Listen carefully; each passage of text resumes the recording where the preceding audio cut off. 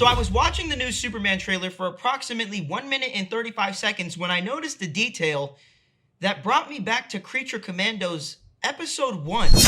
And this detail was so minor that not even Comics Explained caught it, but it's also so significant that it might have just revealed the entire plot for Superman. And that's why I'm excited to share it with you guys first, because you guys really showed up for my last video and you got me to 3,000 subscribers. So to thank you guys, I'm gonna deliver another high quality video, so let's just jump into it. So in order to understand the significance of what we see in the Superman trailer at the 1 minute and 35 second mark, like I said in the beginning, I'm gonna have to take you back to episode 1 of Creature Commandos. So if you haven't seen Creature Commandos yet, or you aren't planning on watching Creature Commandos, don't worry, because all you need to know is that in the first minute of episode 1, there's a news broadcast. And in this news broadcast, it essentially informs us that the Wonder Woman villain Cersei and a group called the Sons of Themyscira have invaded a foreign nation. And so the Creature Commandos are tasked with the mission of defending this foreign nation. And I'd like to reiterate that this is the only thing you need to know right now, because the Superman-related detail is featured in this broadcast, and more specifically, this frame. Now, I've actually already seen multiple other DC commentators talk about this exact frame, but they all seem to focus on the mugshot. And while it is pretty cool that Cersei's booking card says Metropolis, because this implies that she could have had a run-in with Superman, I fear that by solely focusing on the mugshot, they're missing the bigger picture. Pokolistan! Do you not understand what this means? Of course not, because you're ignorant! But there's no need to feel shame for being ignorant, because I, too, was once ignorant. But then I learned that you could Google literally anything. Now, the easiest way for me to convey how significant Pokolistan is to Superman, I need to show you the DC Fandom wiki page. Yeah, it is a credible source. Fudge you. And from this DC Fandom page, we can actually see what other stories Pokolistan has appeared in. And would you look at that? It's all Superman. I don't know why I said it like that. I just got a feeling and I just went with it. That was trash, bro. Okay, so this Superman exclusive country shows up in Creature Commandos. But what does that actually mean for Superman? Well, to answer that question, I'd like to bring you back to the map.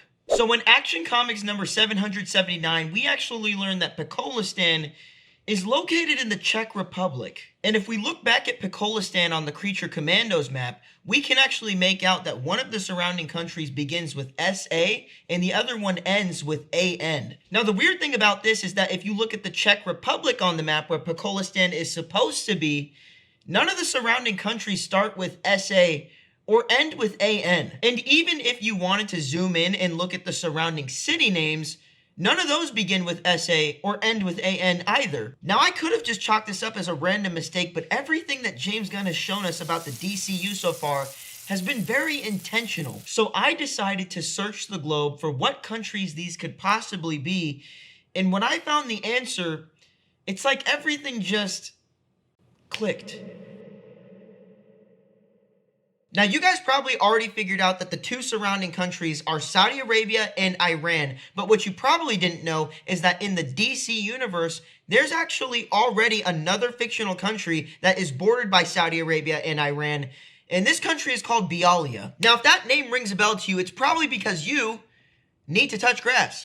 But also, you probably recognize that name because about a year and a half ago, there was a popular leak that stated that part of Superman's plot would feature a conflict in the Middle East, and Bialya would be involved. Now, before anyone calls me out, yes, James Gunn did debunk this rumor. But at the same time, we've seen James Gunn debunk rumors that were later proven to be true. For example, do you guys remember the Ultraman leak that stated that Ultraman would be a clone of Superman created by Lex Luthor and that this Ultraman would be the main villain of the new Superman movie? Wow. I just made that sound way more complicated than it actually was. Anyway, if you remember that leak, you probably remember James Gunn debunking that leak by being like, what?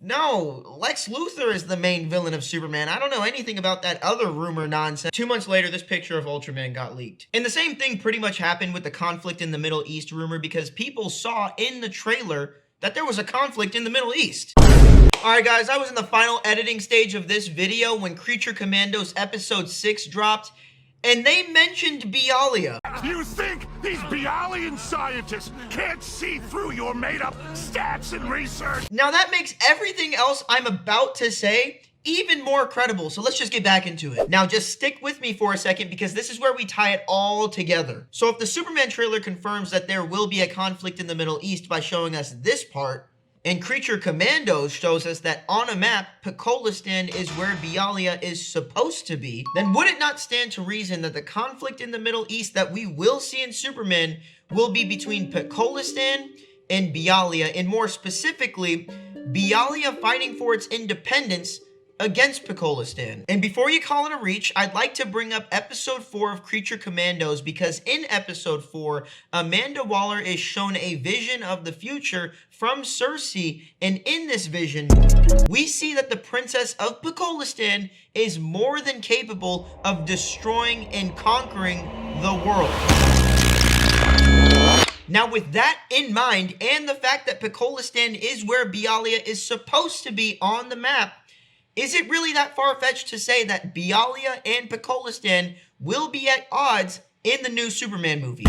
Actually, it is a little bit far-fetched because someone posted a high-res picture of one of the newspapers that we saw in the Superman trailer, and it revealed that the Middle Eastern people in the trailer were Jahanpurian, and that the invading nation was Baravia. Now, I can't find too much information on Jahanpur, but the trailer pretty much tells us that they are a country in the Middle East. And as for Baravia, most sources will tell us that they are a European nation. Wait, okay, so let me just see if I got this right. In the Superman movie, there's going to be a conflict between a Middle Eastern nation and a European nation. And the European nation is going to be the aggressor in this conflict by trying to invade the Middle Eastern nation. That sounds kind of familiar, and when you consider the fact that Creature Commandos was set in Pokolistan, it was written before Superman, it was released before Superman, and it will directly lead into Superman, it almost sounds like this conflict in Superman was being set up to be Pokolistan versus Bialya, but for some reason, they had to switch the names. I don't know, I guess I was just wondering if there was any significance behind a conflict specifically between Pokolistan and Bialya. Like, does that give us any kind of hint towards the plot of Superman or something? Now, if you didn't pick up what I was putting down, I was basically insinuating that James Gunn had to change the country names from Pokolistan and Bialya to Baravia and Jahanpur, because if he didn't, a lot of people would have seen the similarities between his movie and the animated movie Superman vs. the Elite. And if you think I'm reaching, allow me to prove it. As we've been reporting for the last few weeks, diplomatic efforts between Bialya and neighboring Pokolistan have collapsed. So that was a clip from the first 10 minutes of Superman vs. the Elite, and it just gives us a little bit of exposition and tells us that Pokolistan and Bialya are at war. And I'm pretty sure James Gunn's Superman will start the same way, but obviously his news broadcast will tell us that the war is between Baravia and Jahanpur, not Pokolistan and Bialya. But at this point, the country names are pretty much interchangeable because the war in both movies will be used to do the same thing, and that's to kickstart the plot and set everything in motion. And we can make this assumption with confidence because according to Phase Zero, James Gunn said that most of what we see in the trailer is from the beginning of the movie. And this guy's not just some random, he's interviewed James Gunn for one of the Guardians movies. It's on YouTube, you can go check it out. But anyway, there are more similarities in the beginning, so let's just keep going.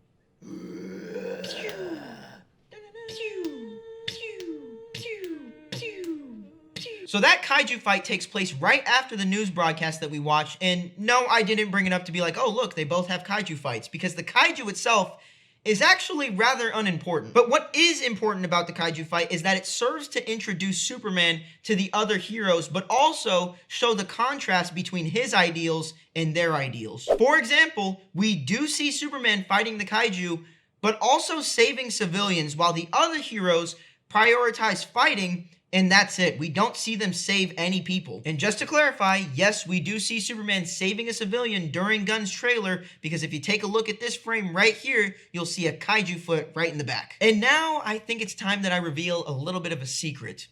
I've been working on this theory since episode 1 of Creature Commandos, and it's been taking me so long because more news comes out every freaking day. So in an effort to try to just get this video out before everything about my theory gets confirmed and it just looks like I'm reporting the news, I'm just gonna go into a bit of a speed round, so let's go. So following the Kaiju fight, we go to the Daily Planet and we see Lois and Clark discussing going to the warring nations to get the scoop. I think the same thing is gonna happen in James Gunn's movie. Now in this scene with Pa Kent, the reason I think Clark went to go visit him is to get a pep talk because the whole world seems to be against Superman and what he represents. Kind of like this scene in Superman vs. the Elite. I don't think that I make them feel safe anymore. The way I do things. Clark, when people are scared, they have a tendency to hop on a bandwagon before they see who's driving it. But when they wise up, and believe me, they will, what matters is that you'll be there for them, leading by example, just like always. Okay, so James Gunn's pep talk scene might look similar, but why does his Superman need it in the first place? Why are people so against him? Well, I actually think that it goes back to this scene because while they're throwing cans at him, it sounds like they're shouting USA. Now, if they are shouting USA and this scene takes place right after the Kaiju attack, would it be unreasonable to assume that the Kaiju was sent by a foreign nation? We've heard rumors about Pokolistan's bioweapons program. Because why else would they be angrily shouting USA after a Kaiju attack? And more importantly, why would they be shouting that at Superman? Well, if the Kaiju was sent by a foreign nation like Boravia, it could be seen as retaliation against Superman since he probably will be intervening in the Boravian War on behalf of Jahanpur. And that would actually tie back to why they were shouting USA at him, because in the public's eyes, he inadvertently caused a Kaiju attack on the USA by intervening in a foreign war. And Lex Luthor will probably add fuel to the fire by spinning this as an example of why superheroes need corporate/government oversight. Okay, this was supposed to be a speed round, so let's just move on to this part of the trailer that I believe is going to be the emotional climax of the entire film. So in this scene, we see Superman and Lois sharing a moment while this Solaris-looking thing attacks the city behind them. And they know what's going on, but Superman isn't rushing to save the day. Why is that? Well, I believe that it's the same reason that this Superman was slapping the Elite around in this scene. So in both scenes, it seems like Superman is breaking his own moral code to adopt the moral code of his opposition, but really, he's just showing the world why his ideals are important. Now, in the case of this Superman, he had to show the world where they would end up if they championed radical action. They saw the ugliness of violence as a solution, and it frightened them. It frightened me too when I decided to cross that line and do what you do. It's so easy. Anger. Vengeance.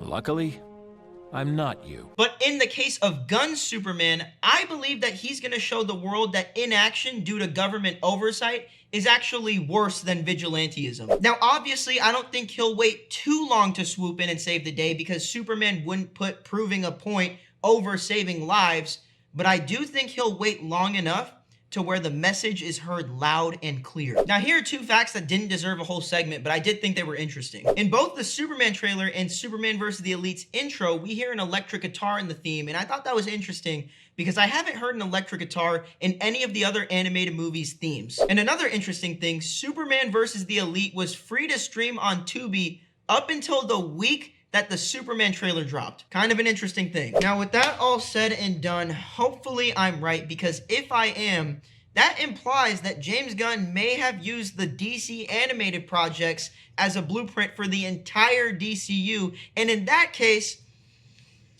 I have a theory about the new Dynamic Duo movie that comes out in like 2027. But god damn, this one was a freaking doozy. I worked on this for like 3 weeks.